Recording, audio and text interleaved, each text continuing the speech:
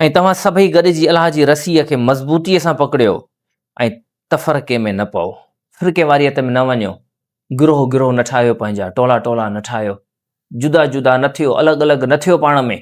मुसलमाननि जे लाइ ही किताब यानी क़ुरान अलाह जो कलाम रस्सी आहे। अलाह ताला फरमाए थो ही मुंहिंजी रस्सी आहे।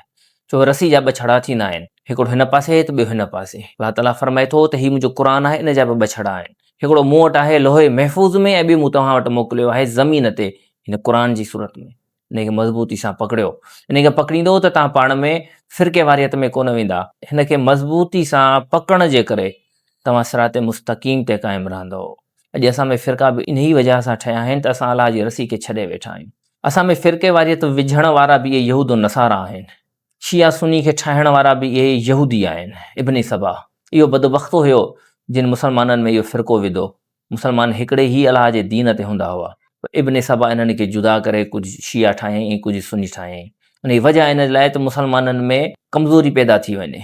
मुसलमान हिकिड़े ई क़ुरान ते हूंदा त मज़बूत हूंदा।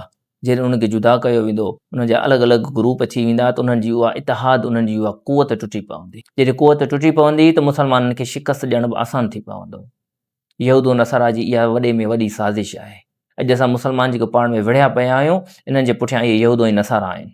अलाह असांखे सम्झ अता फ़रमाए त असां पंहिंजे दुश्मननि खे सम्झूं, उन्हनि खे सुञाणियूं त उन्हनि जा मनसूबा, उन्हनि जी साज़िशूं कहिड़ियूं आहिनि।